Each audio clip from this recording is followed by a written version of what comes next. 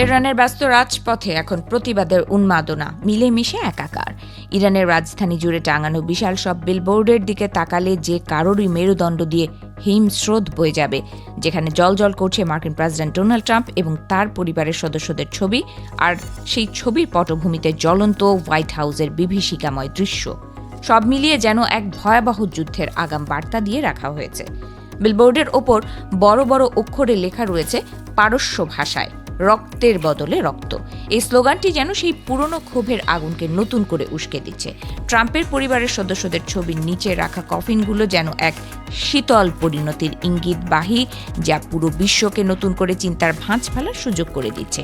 ইরানের এই দৃশ্যপট বুঝিয়ে দিচ্ছে যে উত্তেজনা এখন আর কোনো গোপন গণ্ডিতে সীমাবদ্ধ নেই। এই চরম উত্তেজনার পেছনে রয়েছে ইরান এবং যুক্তরাষ্ট্রের দীর্ঘদিনের রেষারেষি।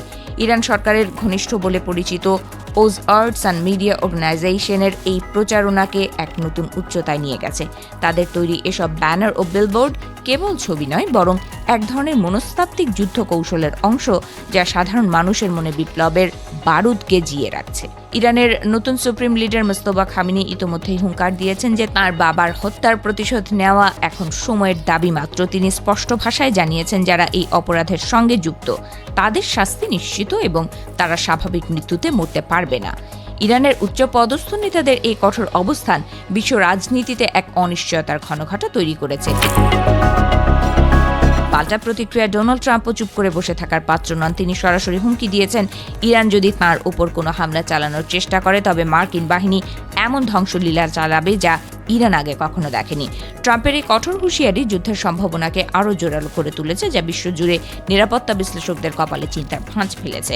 ইতোমধ্যে মধ্যপ্রাচ্যের আকাশেও যুদ্ধের কালো মেঘ ফের ঘনীভূত হচ্ছে। যুক্তরাষ্ট্র ইসরায়েলে জ্বালানি সরবরাহকারী বিমান পাঠাচ্ছে, যা ইঙ্গিত দিচ্ছে যে বড় ধরনের সামরিক অভিযানের প্রস্তুতি হয়তো শেষ পর্যায়ে রয়েছে। আকাশপথের এই তৎপরতা সাধারণ মানুষের মনে এক গভীর আতঙ্ক ছড়াচ্ছে, কারণ যুদ্ধের আঁচ সরাসরি সাধারণ জনজীবনের ওপর পড়ার আশঙ্কা তৈরি হয়েছে। বিশ্বের বিভিন্ন প্রান্তের মানুষ এখন উদ্বেগ নিয়ে তাকিয়ে আছে এই দুই দেশের দিকে। কূটনীতির ভাষা হারিয়ে গিয়ে যখন ক্ষমতার দম্ভ এবং প্রতিহিংসার আগুন জ্বলে ওঠে, তখন তার পরিণতি যে কতটা ভয়াবহ হতে পারে, এই পরিস্থিতি যেন তারই এক আগাম সতর্কবার্তা। কড়া নজর রাখা হচ্ছে তেহরানের রাজপথের সেই বিলবোর্ডগুলোর দিকে, যা মুহূর্তের মধ্যে পুরো ভূ রাজনীতির মোড় ঘুরিয়ে দিতে পারে।